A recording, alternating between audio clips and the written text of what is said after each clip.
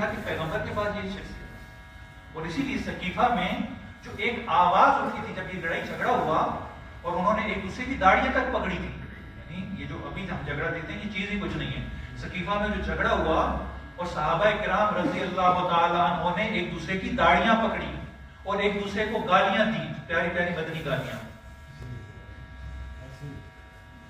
یہ جو انہوں نے گالیاں دی یہ حالت جو انہوں نے کی.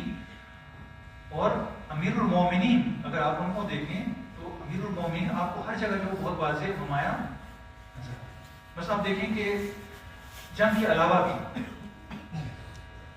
جب ہجرت کی جاتی ہے اور ہجرت میں پیغمبر مدینہ پہنچ کر مدینہ میں داخل نہیں ہوتے، مدینہ پہنچ کر مدینہ داخل رک جاتے قبا کے مقام پر. آپ نے دیکھی ہوگی وہ مسجد تقویٰ جو قبا میں بنائی گئی، 3 کلومیٹر کا فاصلہ ہے.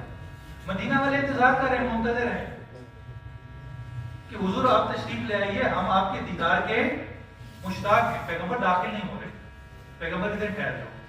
وہ کہتے ہیں کتنا انتظار کروائیں گے، ہاں صبر کر جاؤ. مسئلہ کیا ہے؟ امیر المومنین کو حکم دے کر گئے تھے کہ میرے بعد میری ذمہ داریاں آپ نے نبھانی ہیں، ان ذمہ داریوں کو ادا کر کے آپ آئیں گے.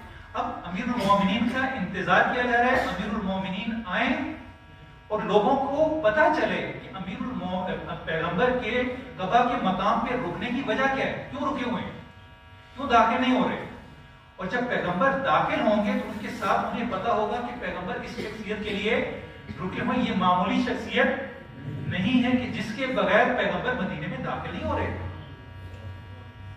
آپ دیکھیں پیغمبر کی اسٹریٹجی اور طریقہ کار جو روش تھی امیر المومنین کو جگہ جگہ پہ متعارف کروانے کی، وہ کتنی انوکھی تھی. یہ معمولی واقعہ نہیں ہے 3 دن رکنا. ہم تو ایسی تاریخ میں پڑھ لیتے ہیں کہ پیغمبر 3 دن تک رکے اور اس کے بعد مدینے میں داخل نہیں. یہ امیر المومنین کا تعارف کروانا مقصود کہ وہ آ جائیں، لوگوں کو پتا چلے کہ پیغمبر کس کے لیے رکے ہوئے تھے، کس کی خاطر مدینے میں داخل نہیں ہو رہے.